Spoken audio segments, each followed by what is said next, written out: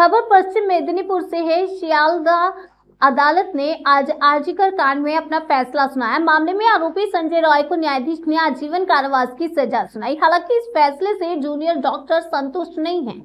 Medinipur medical college अस्पताल में भी इसी तरह की प्रतिक्रिया देखी गई। मेडिकल कॉलेज के सामने अभय की प्रतीकात्मक मूर्ति के समक्ष मोमबत्ती जलाकर जूनियर डॉक्टरों ने उन्हें श्रद्धांजलि दी। डॉक्टर का कहना है कि इस घटना की सही जांच अब तक नहीं हो पाई है, जिससे वे काफी निराश हैं।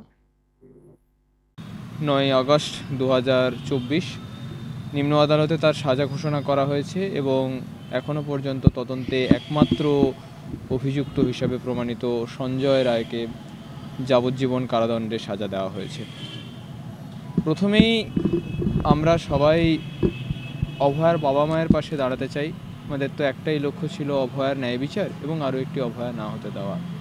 তারা যেটা বলেছেন যে ক্ষতিপূরণ নয় বিচার চাই, সেই একই সুরেও আমরা একই কথাই বলতে চাই। এই ঘটনা যদি বিরলের মধ্যে বিরলতম অপরাধ না হয়, তাহলে সত্যি কথা বলতে বিরলের মধ্যে বিরলতম অপরাধ কি সেটা আমাদের জানা নেই, সেটা আমরা বলার ভাষা হারিয়েছি। আশা রাখবো পরবর্তী ক্ষেত্রে এই যে সমগ্র তদন্ত প্রক্রিয়ায় এখনও একাধিক অসঙ্গতি, একাধিক প্রশ্ন রয়ে গেছে, এখনও পর্যন্ত আমরা জানতে পারিনি একজন না একাধিক। ভবিষ্যতে এই সমস্ত প্রশ্নগুলোর সমাধান হোক, যারা প্রকৃত দোষী তাদের যেন সর্বোচ্চ শাস্তি হয়। এক্ষেত্রে কোনো ক্ষমার জায়গা নেই, এটা আমরা সবাই মনে করি, সেটা একজন হোক বা একাধিকজন হোক। এই আশা আমাদের রয়েছে। আমরা আগেও বলেছি, বিচার যখন প্রহসন, লড়াই তখন আমরণ। অভয়ার মা বাবা তাদের মেয়ের জন্য ন্যায় বিচার পাক, অভয়া ন্যায় বিচার পাক, সেই জন্য ডাক্তারবাবু থেকে শুরু করে আপনারা সংবাদ বন্ধুরা থেকে শুরু করে সমাজের সর্বস্তরের সাধারণ মানুষ, তাদের এই সংগ্রাম, এই ন্যায় বিচারের লড়াই জারি থাকবে।